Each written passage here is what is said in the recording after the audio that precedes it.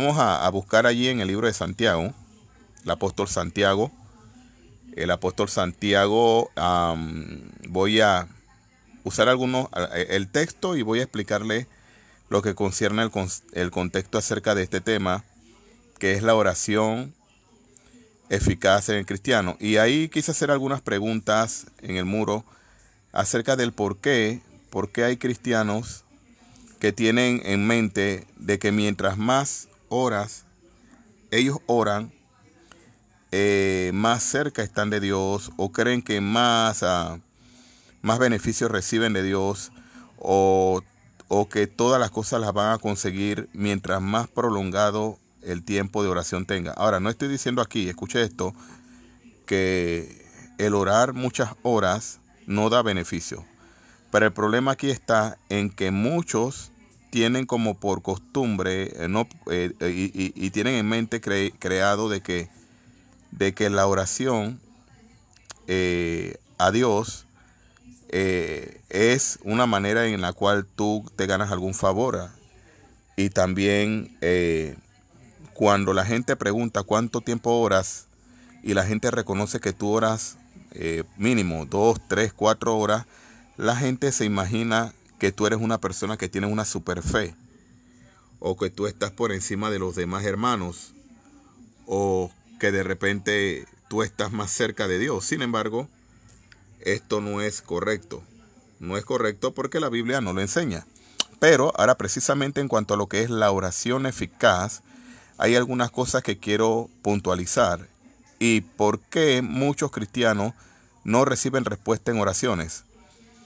Quizá usted se preguntará, bueno, yo oro mucho, yo oro y oro y oro y no veo nada. Y hay algunos que dicen yo oro mucho, pero se jactan de la oración. Recuerden, ahí en el libro de Mateo, en el capítulo 5, 6, cuando habla acerca de cuando Jesús estaba dando la referencia del monte, en el monte de las bienaventuranzas, y estaba dando mensajes y enseñanzas acerca de cómo el cristiano o los seguidores de Cristo debían vivir o debían mantener su justicia. Él les dice a ellos, cuando oren, no sean como los hipócritas, no sean como estos fariseos que se paran en las plazas y levantan la voz para ser escuchados, o aquellos que se sientan en las primeras bancas a hacer largas oraciones para ser vistos, pensando que por esta actitud van a ser escuchados, sino que dice, cuando tú ores, lava tu rostro, ¿ok? Y ora a tu Padre en secreto, y tu Padre que está en secreto te recompensará en público. Pero hay otros textos que hablan acerca de que cuando tú ores, ponte a cuenta con tu hermano, ¿ok? Porque cuando tienes alguna dificultad con tu hermano, alguna diferencia con tu hermano, no vas a ser oído, ¿ok? No, Dios no te escuchará. Primero tienes que ponerte a cuenta con tu hermano, y hay un texto que habla de que presentes tu ofrenda delante del altar, y antes de presentarla primero debes ponerte a cuenta. Cuando habla de llevar tu ofrenda, eso habla de una devoción. No precisamente habla de llevar dinero, sino que habla de la actitud o de la manera en el cual tú te presentas delante de Dios. Claro, en el Antiguo Testamento o en el tiempo de la ley tenía que ver con el ofrecimiento de las siembras, muchas veces frutos del campo, y de hecho también tenía que ver con monedas, dinero, dracmas, esto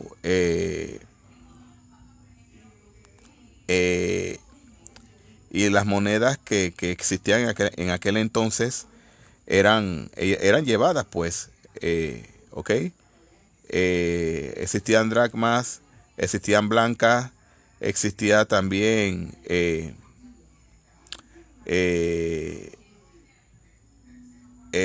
piezas de plata, etcétera. O sea, habían diferentes tipos de moneda en aquel entonces, en aquel tiempo. También existía la moneda romana, que era la moneda del César, que tenía las dos imágenes, ¿ok?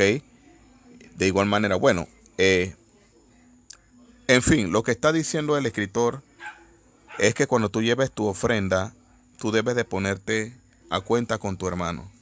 Entonces el problema está en que hay gente que dice, ¿por qué no recibo respuesta?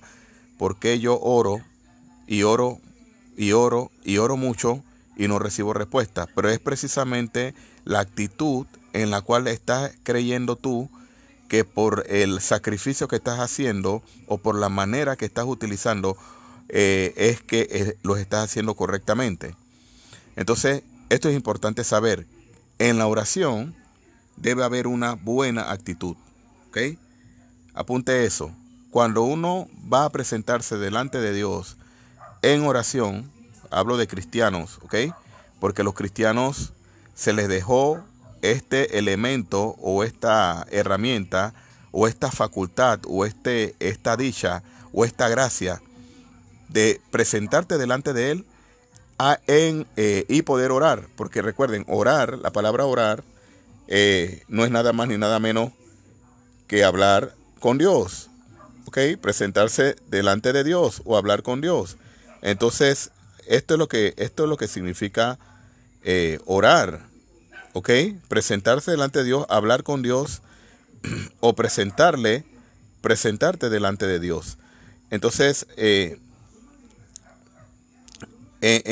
esto de oración hay muchas características y muchas maneras en el cual podemos nosotros mencionar desde el Antiguo Testamento hasta el Nuevo Testamento, pero en el Antiguo Testamento debía haber una actitud correcta en cuanto a la oración, porque recuerden que era muy importante cómo la persona se presentaba delante de Dios para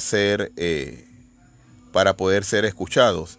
Habían otros que se ponían delante de Dios y no eran escuchados. Por ejemplo, recuerden la oración del fariseo y del publicano. Dice que el fariseo se ponía delante de Dios en el templo y levantaba su rostro y decía: Señor, yo te doy gracias que no soy como estos publicanos que son ladrones, que roban, etcétera, etcétera, porque a los publicanos se les caracterizaba como personas no muy bien vistas.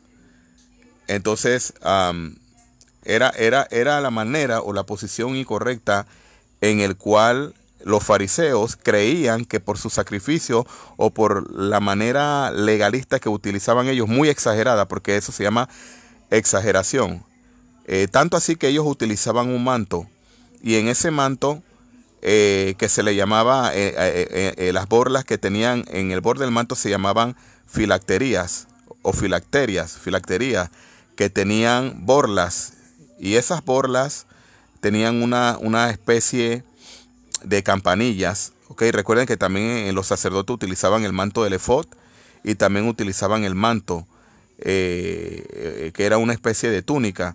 Entonces en medio de eso llevaban unas campanillas que representaban devoción delante de Dios. Y en los judíos, y más bien en los fariseos, dice que las borlas que utilizaban, dice que la usaban de una manera más exagerada o más grande de lo usual, dando a entender que ellos guardaban devoción. Pero el problema aquí era en la exageración que ellos hacían, en el cual daba a entender que ellos guardaban más devoción que los demás. Entonces por eso Jesucristo utiliza todo un capítulo en Mateo capítulo 23 para hablar acerca de los ayes de los fariseos, ¿no? Recriminándolos a ellos de esa actitud hipócrita que ellos tenían. Entonces ellos se caracterizaban por ser hipócritas, por creer que por sus largas oraciones, escuchen esto, por sus largas oraciones iban a ser escuchados. Entonces el sacrificio era una de las partes predominantes en Israel o en el pueblo judío, el cual ellos al afligir su cuerpo, su rostro, pensaban que iban a ser escuchados siempre delante de Dios. Pero Cristo vino a dar una nueva enseñanza, dando a entender de que ahora el Señor no quiere sacrificios, sino que quiere actitudes internas. Por ejemplo, misericordia, amor, paz. ¿Ok? Recuérdense que aún en el Antiguo Testamento, cuando a los sacerdotes o cuando los reyes ofrecían alguna actitud delante de Dios en el cual querían ganar favores, Dios no lo recibía, como le pasó a Saúl, ¿ok? Cuando Dios le dijo que matara y destruyera todo lo que era a los de Amalek, el rey Agag y a los amalecitas, él guardó lo más preponderante de los animales, ¿ok? De las ovejas, de los carneros, para ofrecérsela a Dios. Y Dios no le agradó eso, primero porque él no era el escogido para ofrecer sacrificio. Ya estaba rompiendo una ley, un pacto. Y segundo, porque él le dijo, él no se complace de los sacrificios ni de la grosura de los carneros, sino de obediencia. Entonces aquí el tema preponderante es obediencia. Tener una actitud obediente en la oración. ¿Ok? El cristiano que no mantiene una actitud sumisa y obediente en la oración, de nada le servirá lo que haga. De nada le servirá tantos ayunos, de nada le servirá tantas largas oraciones, porque Dios no se complace en que el hombre sacrifique su cuerpo para recibir beneficios. Recuerden que ahora en el Nuevo Testamento, en la ley de Cristo, el beneficio preponderante que hemos recibido nosotros es la gracia. Recuerde que por gracia somos salvos. Y ahora, por medio de Cristo en nosotros, ya nuestros sacrificios no valen delante de Él. Nuestros sacrificios humanos. Ahora nosotros nos presentamos delante de Dios con un corazón contristo y humillado, reconociendo que, como dice Hebreos, nos acercamos confiadamente al trono de la gracia para hallar gracia y misericordia para el oportuno socorro. Es decir, ahora nuestros cuerpos los ofrecemos como sacrificio vivo delante de Él, como un culto agradable, ¿ok? Delante de Dios, como dice Romanos capítulo 12. Un sacrificio vivo delante de Él, ¿ok? Entonces, el sacrificio del Antiguo Testamento tenía que ver con aflicción del cuerpo, tenía que ver con días de ayuno, pero sacrificar el cuerpo. Ahora el sacrificio en el Nuevo Testamento representa nuestro cuerpo o nuestra vida delante de Él, nuestro interior, nuestro corazón delante de Él, en obediencia a su palabra. Entonces es importante que entendamos cómo debemos de estar, cuál debe ser nuestra actitud en la oración. Entonces miren lo que dice Romanos 5:16. Por tanto, confesad vuestros pecados los unos a los otros y orad los unos por los otros para que seáis sanados. La oración eficaz del justo puede mucho. Y quiero traer a colación esto porque muchos tocan este tema como si fuera un amuleto. Y he escuchado a muchos predicadores decir, la oración eficaz del justo puede mucho. Y de hecho, muchos utilizan este texto para adquirir o querer buscar cualquier beneficio personal. Por ejemplo, yo quiero un carro, la oración eficaz del justo puede mucho. Y si yo oro eficazmente, yo puedo tener mi carro. Eso es lo que enseñan muchos predicadores que de hecho son de los llamados de la ola de la prosperidad, del mal llamado evangelio de la prosperidad, que dicen, pide lo que tú quieras, ora, porque la oración eficaz del justo puede mucho. Pero el problema aquí está en que olvidamos el contexto. Entonces, enseñando este tema, debemos tener cuidado. Cada texto tiene un contexto, es lo que nosotros le llamamos la exégesis. ¿Qué es la exégesis? La exégesis es el examen que nosotros hacemos profundo de un texto, buscando el significado o la aplicación correcta del texto, y para eso siempre se mira el texto inmediato, ¿ok? El contexto inmediato que tiene que ver con el capítulo. Recuerden, en el capítulo, leyendo el capítulo entero se puede entender el contexto del texto que se está tratando, leyendo unos textos anteriores o después también. Recuerden que el contexto puede ser al principio, puede ser al final, puede ser dentro del mismo texto en sí, porque recuerden también que un texto puede estar dividido en varias secciones. Por ejemplo, este texto que estamos leyendo en Santiago capítulo 5, versículo 16 está dividido, por ejemplo, en tres partes, por decirlo así. La parte A es cuando dice, por tanto, confesad vuestros pecados los unos a los otros y orad por otros para que seáis sanados. Esa es la parte A. ¿Ok? La parte B del texto, ¿ok? Bueno, el que la quiere dividir en tres partes lo puede dividir hasta donde está la coma, la segunda coma del capítulo, del versículo 16. Por tanto, confesad vuestros pecados unos a otros, coma. Esa es la parte A. Y orad los unos por los otros para que seáis sanados. B. Esa es la parte B del texto. Y la oración eficaz del justo puede mucho. C. La parte C. Pero bueno, en mi parte, también uno como estudioso y como expositor de la palabra, depende de lo que tú quieras extraer del texto, tú puedes dividirlo. Yo quiero dividirlo, por ejemplo, en dos partes. Por lo tanto, confesad vuestros pecados unos a otros y orad por otros para que seáis sanados. Parte A. La parte B, que es la que estoy tratando en este momento, es la oración eficaz del justo puede mucho. Y aquí en la versión de las Américas dice, me llama poderosamente la atención porque dice, puede lograr mucho. Ahora la pregunta es, ¿cómo puede lograr mucho la oración del justo? ¿Ok? Sí, porque lo leemos hasta allí y decimos, bueno, oremos y podemos recibir lo que queramos, porque de hecho hay otros que dicen, todo lo que pidáis al Padre en el nombre de Jesús, lo recibiremos. En el nombre de Jesús. O sea, usted nada más le concierne decir, en el nombre de Jesús, y es hecho. Pero realmente ese texto indica de que cualquier cosa que tú le pidas a Dios, tú la puedes recibir en el nombre de Jesús. No, entonces hay que ir al contexto que ahí está hablando de aquellas dificultades que tenía el cristiano para orar. Y recuerden que en alguna ocasión estaban echando fuera un demonio y ese demonio no salía. Y Jesucristo le dijo a ellos, por vuestra poca fe, porque si tuviese fe como un grano de mostaza, ustedes le dijeran a ese monte, muévete de un lado a otro y se movería. Y más adelante dice, todo lo que pidieres al Padre en el nombre de Jesús será hecho.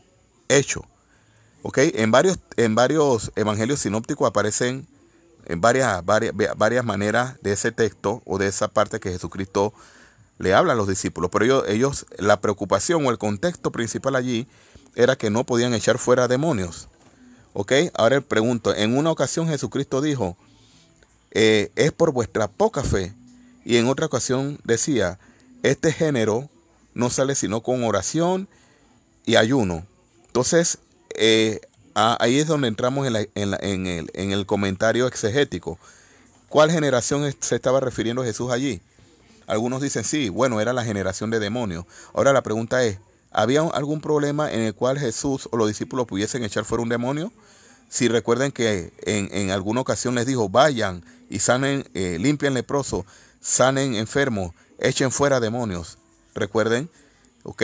Que cuando los envió de 2 en 2 a los 70, entonces tenían problema ellos con echar fuera demonios de momento, pero en esta ocasión sí había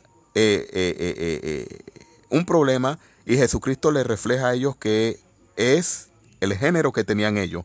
Ahora, ¿cuál era el género? Ahí es donde entramos en la teología. El género específico, y muchos escritores se han puesto de acuerdo para decir que el género que se refería a Jesús allí era la incredulidad. ¿Ok?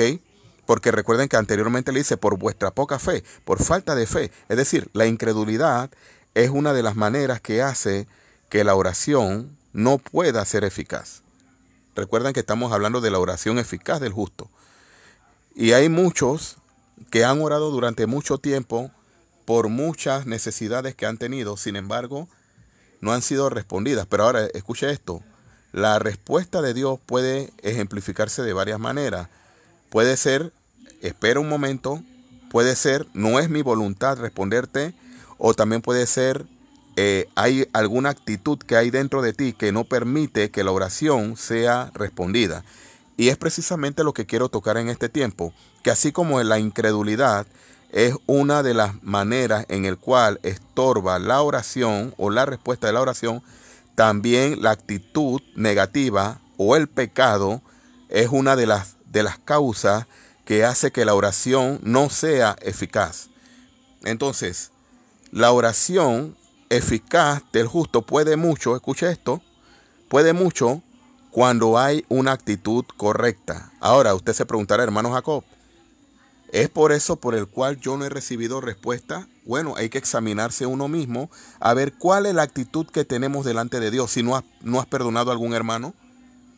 Recuerden, hay hermanos que oran y oran. Tú puedes orar 10 horas si tú quieres, pero si tú no has perdonado a tu hermano, ¿ok? Si no, y ahora vamos a tocar en el contexto el por qué. No, la oración no es eficaz. Y aquí mismo en el mismo texto lo explica. La falta de perdón, ¿ok? ¿Por qué? Porque mira lo que dice el versículo, la parte A del texto. Por tanto, confesad vuestros pecados los unos a los otros. Los unos a los otros. Entonces, es importante que haya una honestidad mutua, como primer punto. Cuando el cristiano quiere que Dios le responda en su oración eficaz, necesita primero confesar sus pecados los unos con los otros. Entonces, el texto habla allí de ofensas, ¿ok? Ofensas que uno puede cometer entre hermanos. Esto estorba la oración. Por eso le dije al principio en la introducción, hablando acerca de Jesucristo cuando hablaba con los fariseos o con los judíos, refiriéndose a los fariseos, no sean como ellos, que ellos aman es sentarse en los primeros puestos, hacer largas oraciones. Ahora bien, el problema de las largas oraciones es lo que le incomoda a Cristo. No. El problema aquí es la actitud que hay, esta actitud preponderante, esa actitud de altivez, esa actitud de hipocresía, que estás pecando, estás mal con tu hermano y te paras al frente y te sientas en el primer puesto a disimular o a simular o a sobrepasar o a hacerle creer a la gente que tú estás bien con Dios y crees que vas a recibir algún beneficio de Dios porque oras más alto, porque oras más horas, porque de repente te pones el mejor vestido, y todo eso es una falacia delante de Dios, porque Dios no mira, primero que todo, las largas oraciones que tú puedas hacer. Ah, hermano Jacob, entonces quiere decir que aunque yo ore más de 5 horas, no voy a recibir beneficio de Dios. Bueno, no precisamente estoy diciendo eso. Lo que estoy diciendo es que lo importante para Dios es tu corazón. ¿Cómo está tu corazón en medio de la oración? ¿Cómo estás tú? ¿Cómo está tu actitud? Si eres honesto realmente, eres honesto. Recuerden que la honestidad es la acción que refleja la transparencia en la cual tú te muestras a otro. Entonces, la honestidad debe ser mutua. Por eso habla confesados los unos a los otros, Es decir, cerciorarte que tu hermano esté bien contigo y que tú estés bien con él. No es solamente perdonarlo a él, sino procurar de que él también te haya perdonado. Entonces, miren esto, hermano, esta actitud, unos a otros. Es decir, a veces algunos confesamos nuestro pecado los unos a los unos, pero a los otros, ¿qué? A los otros son los que no me caen bien. A veces yo confieso mi pecado. Cuando hablo de confesar pecado, hablo de ponernos a cuenta en nuestras ofensas. A veces yo voy y bueno, le pido perdón al que me cae bien, pero que al que te cae mal. O que aquel que nunca ha establecido una relación íntima. Entonces, aquí lo importante es la actitud. ¿Ok? La actitud, esa es la expresión que nos ayuda o que ayuda al creyente a también a llevar las cargas de otros en su lucha espiritual.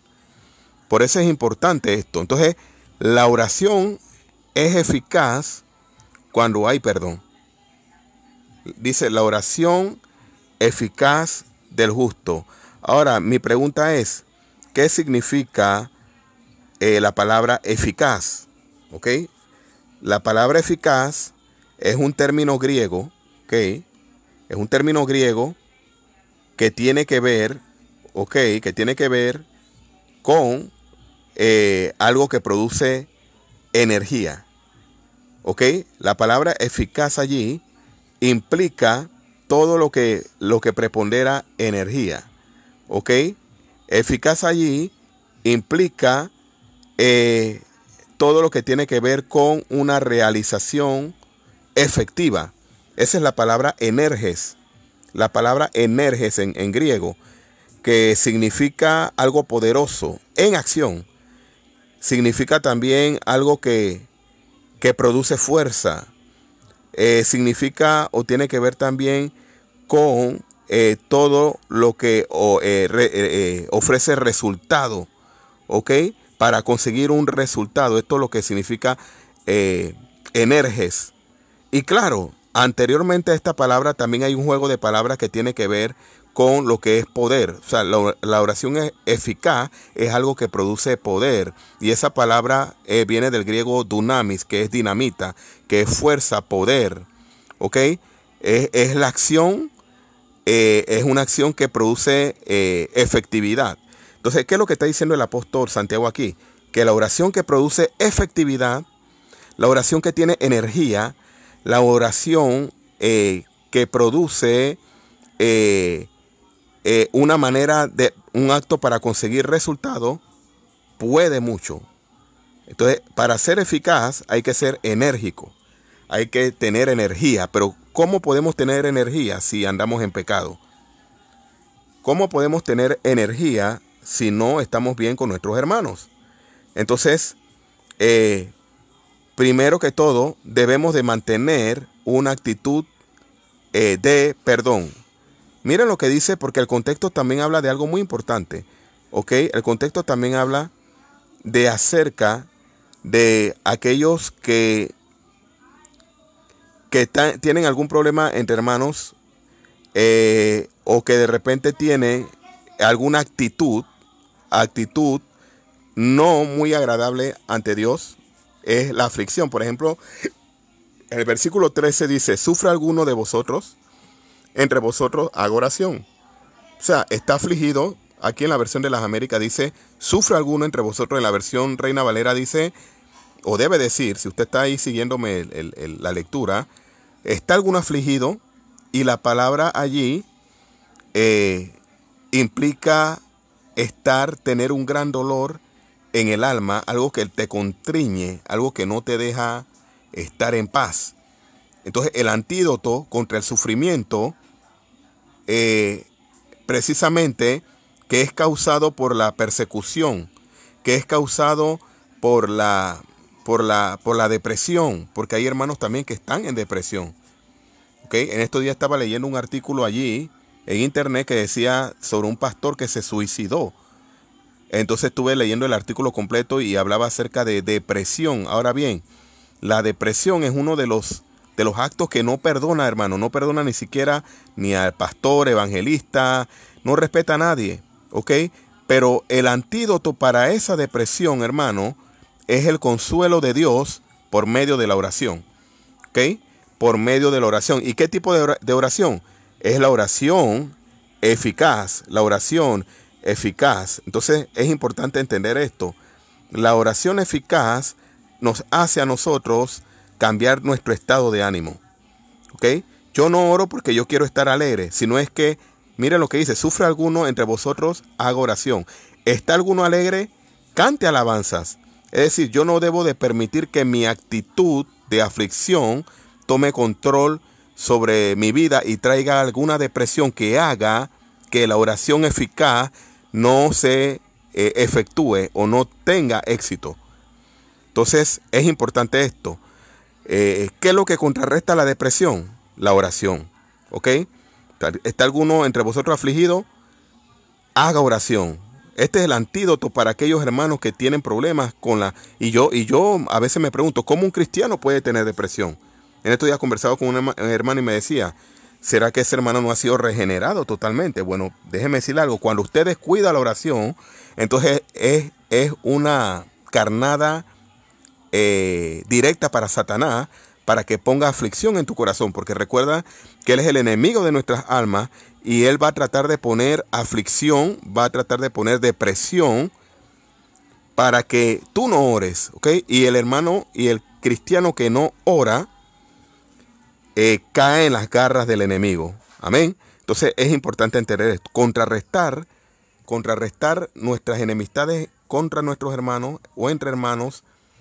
Tratar de procurar que haya perdón recíproco para poder que la oración sea o cause efecto. Y el versículo 14 dice: ¿está alguno entre vosotros enfermo? llame a los ancianos de la iglesia para que oren por él ungiéndole con aceite. Esto yo le hablé ayer acerca de esto en el punto acerca de la unción, ¿ok?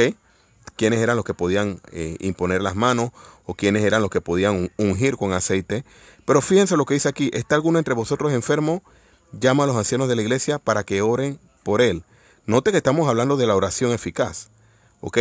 Entonces, la oración eficaz debe hacerse o debe de procurar que haya una acción correcta, ¿ok? Cuando hay desorden en la iglesia, la oración eficaz tampoco se cumple. Porque ¿cuál es el orden? El orden es que se llame a los pastores, los ancianos son los pastores, y que ellos oren por el enfermo. Ahora usted dirá, hermano, pero yo no puedo orar por un enfermo. Sí puedes orar por un enfermo, porque dice que nosotros debemos orar los unos por los otros, ¿ok? Y la iglesia también es llamada a la oración. Pero en este caso está hablando de una persona que tiene problemas con el pecado y también tiene un problema de enfermedad interna. Porque cuando dice, ¿está alguno enfermo? ¿Ok? Ahí la palabra no solamente ejemplifica alguna enfermedad externa, porque allí no dice qué tipo de enfermedad, ¿ok? Ahí no habla, sí, dicen algunos eruditos que Santiago alude allí a los que están debilitados por su sufrimiento, ¿ok? Están debilitados en cuanto a la fe, ¿ok? Entonces, eso es lo que implica allí si alguno está enfermo. Aunque también algunos también aducen de que por eso el pastor viene y le unge con aceite, porque el aceite era un acto medicinal, era un ungüento ceremonial que se utilizaba en Levítico. Por ejemplo, en Levítico capítulo 14, el aceite era un método que se ponía en la cabeza para purificar, y el sacerdote utilizaba o era ungía sobre la cabeza de la mano del aceite, de la mano del sacerdote, y lo ponía en la cabeza para lo que era ungido, era purificado. Entonces el aceite era un método de ungimiento ceremonial, y también nosotros lo vemos en Marcos capítulo 6, versículo 13, dice que echaban fuera demonios y ungían con aceite a muchos enfermos y sanaban. Mira lo que dice Marcos 6, 13. Dice que echaban fuera demonios. Dice, esa es la autoridad que Dios le dio Cristo le había dado a sus discípulos. ¿Ok? O les dio a sus discípulos. Echaban fuera demonios, ungían con aceite a muchos y sanaban. Entonces, es importante entender esto, ¿ok? Ungían con aceite a los enfermos. ¿Qué tipo de aceite? Aceite de oliva, que era frecuentemente usado como un método medicinal. Recuerden esto, era usado como un método medicinal, pero en este caso representa el poder y la presencia del Espíritu Santo, porque recuerden que se hacía por medio de la oración, ¿no? Y era usado simbólicamente para la sanidad espiritual. Hay que entender eso. El aceite era usado simbólicamente para la autoridad espiritual. ¿Es bueno usar aceite hoy en día por medio de la oración? Bueno, la Biblia no dice que es pecado, o que sea malo, o que sea antibíblico. Claro, siempre y cuando sean por los motivos bíblicos, los motivos concernientes al por qué lo vas a usar. ¿Okay? Recuerden, se usaba para ungir, para escoger a los discípulos, escoger a servidores de Dios. En el Antiguo Testamento se usaba para los sacerdotes, los reyes, los profetas y también los jueces. Entonces recuerden, pero también el aceite de oliva pasó a ser un método ceremonial, y unido con la oración causaba ese poder específico para sanar, para sanidad. Entonces también se usaba para las heridas. Recuerden, allá en Lucas 10:34, cuando el samaritano, agarró a aquel que estaba herido camino a Jericó, y dice que lo llevó al mesón, lo llevó en su cabalgadura, dice que le tapó sus heridas derramando aceite, aceite y vino, y dice que lo puso en su cabalgadura y lo llevó al mesón y lo cuidó. Entonces el aceite allí también era ese tipo de cuidado o de recepción para sanidad. ¿Ok? Entonces es importante. Dice, volvemos a Santiago, dice, ungiéndole con aceite. Ahora, en realidad el aceite era el que sanaba, no, era la acción de orar, la acción de la fe. ¿Ok? La acción esta de fe. Entonces los pastores llegaban, los ancianos que son pastores, le imponían las manos con aceite y esa persona recibía ánimo, consuelo, fortalecimiento y el favor de parte de Dios. Así que era algo que le aplacaba, recuerden. Entonces ese es el contexto. Y vamos al versículo 15 para después llegar al punto. El versículo 15 de Santiago capítulo 5 dice, y la oración de fe restaurará al enfermo. ¿Ok? Y la oración de fe restaurará. Me llama poderosamente la atención que hay un juego de palabras aquí con la versión de las Américas, con la versión de las Américas, con la de Reina Valera. Dice, la oración de fe salvará. No dice sanará, no dice sanará. La versión de las Américas dice, la oración de fe restaurará al enfermo. Y la versión de Reina Valera dice, salvará. Ahora, ¿dónde está el punto aquí preponderante? ¿Ok? ¿Dónde está el punto aquí? La oración de fe. Entonces, aquí estamos hablando de que para que haya respuesta en la oración tiene que haber fe. Y dice, salvará al enfermo. En este sentido, aquí el término tiene que ver con alguien que es librado del sufrimiento. ¿Ok? Pero dice también que no se sabía si había algún pecado cometido, porque el contexto o el texto no está hablando de alguien que haya cometido algún pecado. Entonces, pero se refiere precisamente también a la enfermedad física. ¿Ok? Ahora, es importante entender algo aquí. El hecho de que el enfermo solicitara la presencia de los ancianos implica que tenía un corazón contrito y arrepentido, ¿ok? Contrito y arrepentido, y esa parte de la administración por parte de los ancianos o pastores incluía la confesión de sus pecados. Entonces, por eso es que el contexto dice, la oración de fe salvará al enfermo y si hubiese cometido pecados serán perdonados. Es decir, que en el mismo momento en que se oraba y esa persona recibía sanidad, esa persona confesaba su pecado, porque precisamente en algunos casos, la mayor parte, o algunos casos, perdón, de esas enfermedades podían ser por causa de pecado. Y si es por causa del pecado, esa persona debía confesar sus pecados. Y si esa persona no estaba bien con Dios, al confesar sus pecados, era instaurado nuevamente y recibía el perdón de Dios. Y ahora aquí viene la parte importante del texto. Por tanto, confesaos vuestros pecados unos y orad los unos por los otros. Ahí está ejemplificando la importancia de confesar nuestros pecados. Y ahí es donde entra la parte B del texto, donde dice, la oración eficaz del justo puede mucho, y la versión de las Américas dice, puede lograr mucho. Ahora, ¿qué mucho puede lograr? Puede lograr mucho. ¿Qué? Lo que anteriormente estaba hablando. ¿Ok? Si está alguno entre vosotros enfermo, haga oración. Si está alguno alegre, haga alabanzas. Si están afligidos, ¿ok? O enfermos, llame a los ancianos de la iglesia, ¿ok? Para que oren por él, y etcétera, etcétera, lo que acabamos de hablar. Y entonces allí dice, y la oración eficaz del justo puede mucho. La oración eficaz del justo puede mucho. Entonces aquí quiero darle ánimo a muchos hermanos que de repente se han preguntado, ¿por qué oro mucho y no recibo esa respuesta? Bueno, aquí está tu respuesta. Primero aquí está tu respuesta en el texto, en la cual quizás hay algo dentro de ti que no estás haciendo bien delante de Dios y no estás recibiendo esa respuesta específica que Dios quiere darte. No estás recibiendo esa respuesta específica, porque la oración eficaz es, recuerden que les dije que es algo enérgico. Tiene que ver con algo que se realiza para recibir respuesta. tiene que ver también con poder. Entonces hay que confesar sus pecados.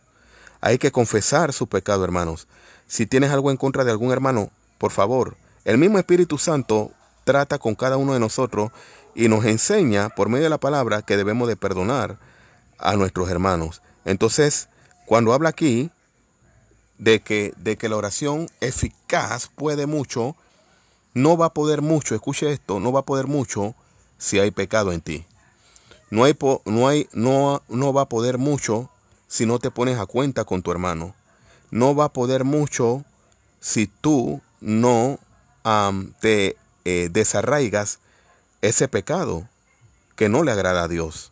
Es importante que sepamos eso, porque Dios quiere que estemos haciendo nuestras peticiones y súplicas de continuo y que seamos justos. Aquí está el otro punto que quería llegar.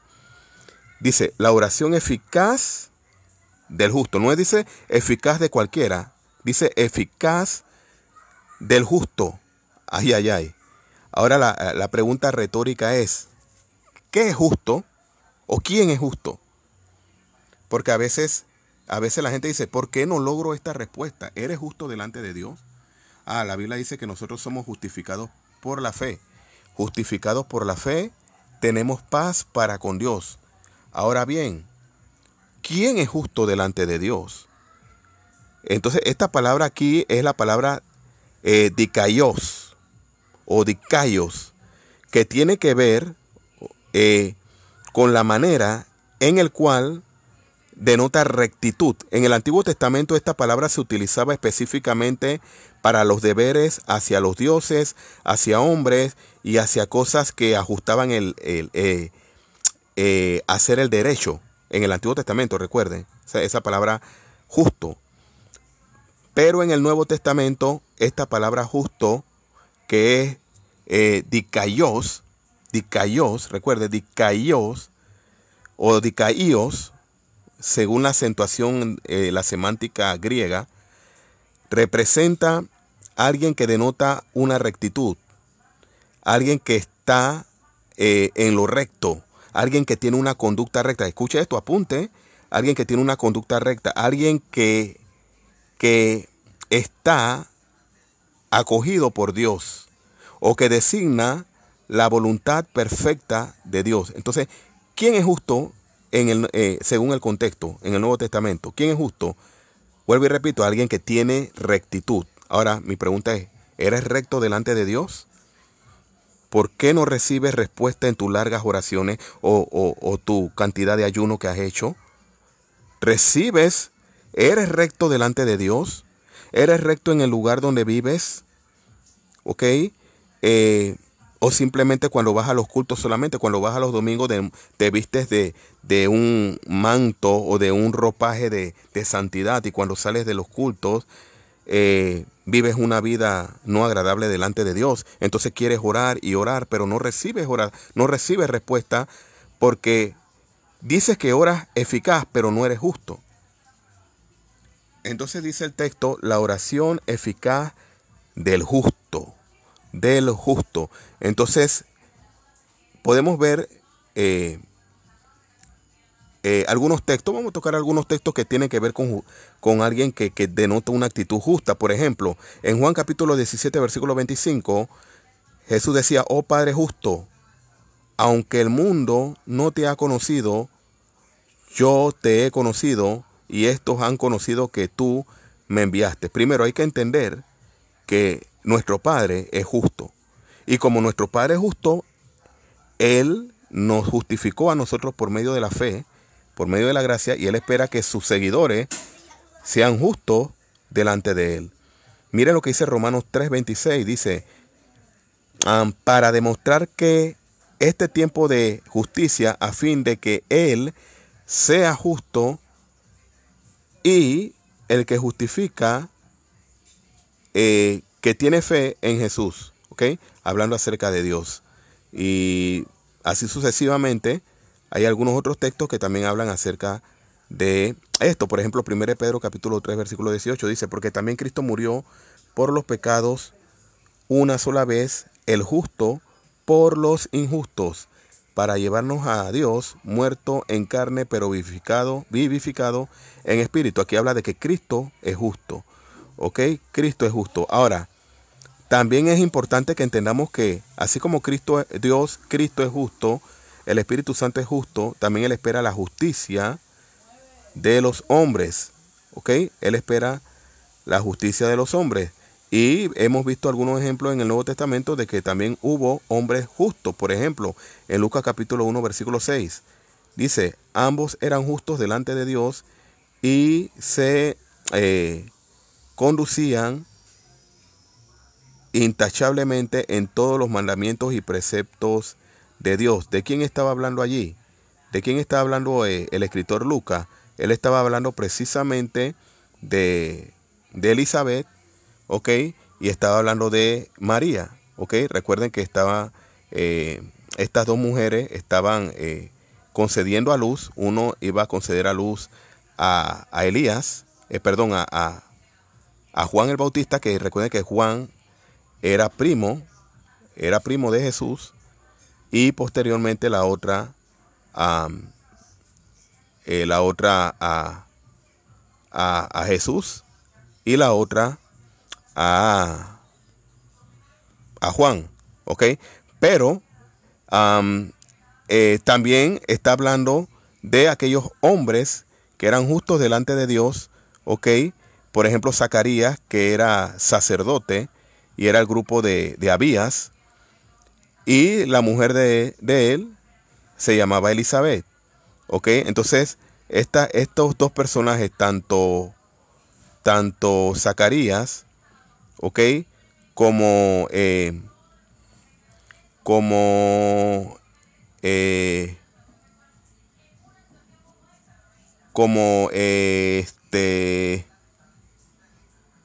grupo de Abías, Zacarías, sí, estoy ahí en el Lucas capítulo 1, versículo 5, dice que ellos eran justos delante de Dios.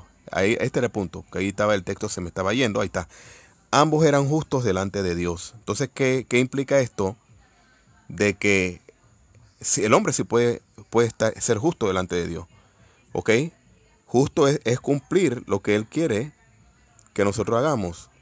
Y Romanos capítulo 1, versículo 17 dice, porque en el Evangelio la justicia de Dios se revela por fe y para fe, y como está escrito, el justo por fe vivirá. Por eso es importante que nosotros, escucha hermano, la oración eficaz del justo puede mucho. ¿Por qué? Porque el justo, escuche esto, el justo por fe vivirá. Y si nosotros no mantenemos justicia, no manifestamos justicia o no somos justos, no solamente no vamos a recibir respuesta en la oración, sino tampoco podemos vivir por fe. ¿Ok? Tampoco podemos vivir por fe, porque dice la Biblia aquí, dice Romanos 1:17, que es un pasaje adherido en Isaías, que el justo por la fe vivirá. Entonces, justo es alguien recto, ¿eh? Justo es alguien que ha reconocido o ha sido reconocido por Dios. Entonces, para recibir respuesta en la oración, hermanos, para recibir respuesta en la oración y que pueda garantizar eficacia, hay que ser justo, hay que vivir en justicia, ¿ok? Hay que vivir en justicia, hay que hacer justicia. Si no vivimos en justicia, hermanos, amigos que me están escuchando, claro, amigos, cuando digo amigos, es aquellos que no han conocido a Cristo, y quiero que sepa que esta palabra también es para usted, porque también Dios espera de usted que así como Él quiere justificarlo por medio de la fe y por medio de la gracia en Cristo Jesús, una vez usted sea salvo, usted debe de caminar y vivir en justicia. Amén. Hay que caminar y vivir en justicia. Entonces dice, la oración eficaz del justo puede lograr mucho. Puede lograr mucho. ¿Qué es lo que tú no has logrado en el nombre del Señor? ¿Qué es lo que tú no has logrado de parte de Dios? ¿Qué es lo que tú no has logrado en tu vida espiritual? ¿Qué es lo que tú no has alcanzado? Y dice, hermano, siervo Jacob, pastor Jacob, hermano Jacob, yo he orado y no recibo. Bueno, el asunto aquí no es... Ahora, antes de ayunar, escuche esto.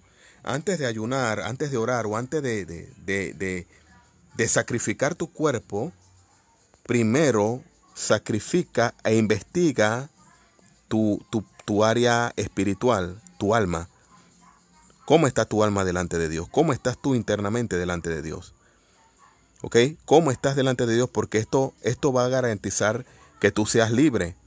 Tú puedes orar mucho, pero hay gente que ora y no es libre, hermanos. Hay personas que no son libres internamente.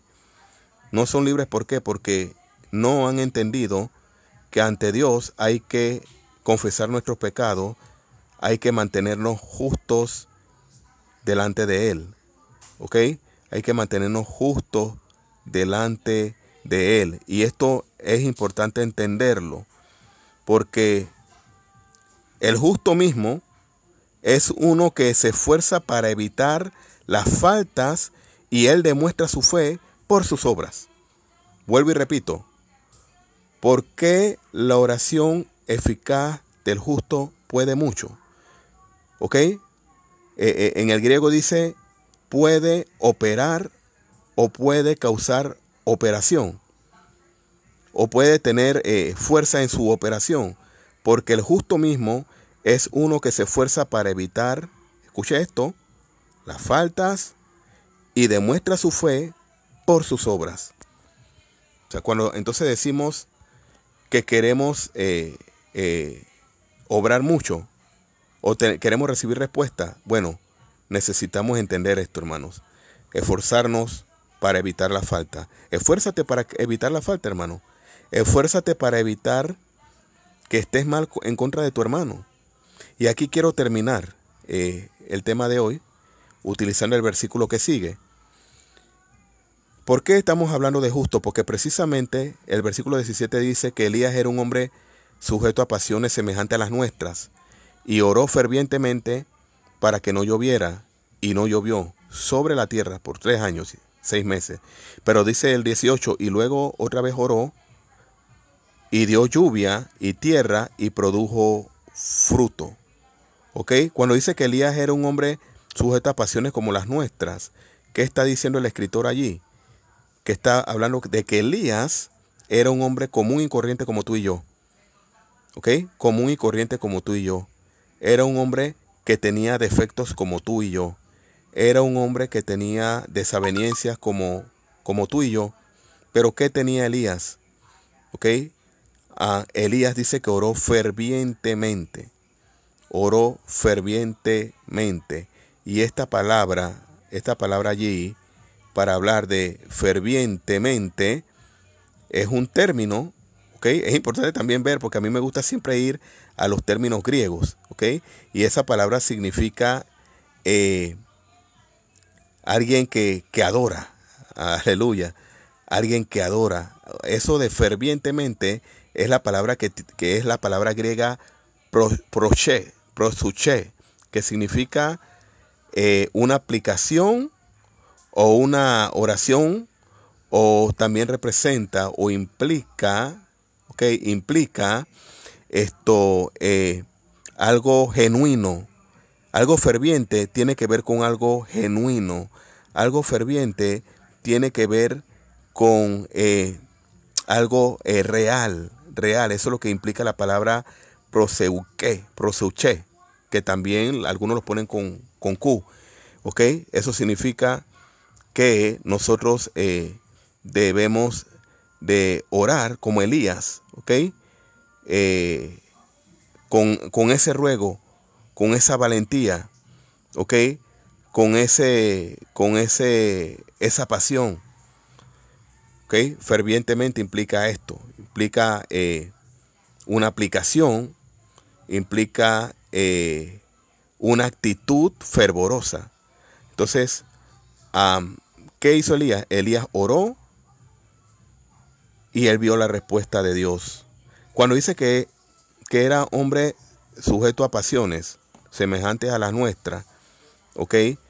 Esto literalmente también significa que él tenía una igual naturaleza a la de nosotros, igual. De igual naturaleza. O sea, pasiones igual a la nuestra es que tenía nuestra naturaleza. ¿Ok? Que Elías no era diferente a nosotros. El hecho de que era profeta no es que era un ángel tampoco. Era de la misma clase de criatura, de creación que nosotros. ¿Okay? No era sobrehumano. Eso es lo que significa que estaba sujeto a pasiones. Significa que él era un ser frágil.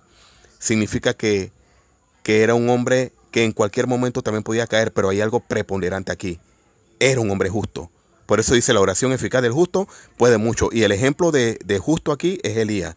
El ejemplo que pone Santiago aquí precisamente es Elías, que aunque él era un hombre sujeto a pasiones, y esto es para aquellos que dicen, ay, yo no puedo, ay, que yo estoy débil. Hemos encontrado hermanos que todo el tiempo andan en derrota, que todo el tiempo tienen una lucha, que todo el tiempo tienen una circunstancia. Y una vez en estos días le dije a un hermano, ¿hasta cuándo? Ya tengo casi más de 10 años de conocerte y siempre en la misma situación y siempre en la misma circunstancia, en la misma fragilidad. Y todo es el diablo y todo le echan la culpa al diablo, que el diablo no me deja orar bien, que el diablo no me deja tener la victoria, que el diablo no esto, que el diablo no otro. Cuando eres tú que no has entendido que aunque tú seas un hombre sujeto a pasiones, Dios te considera a ti justo. Por ende, debes andar en justicia para que tus oraciones sean escuchadas.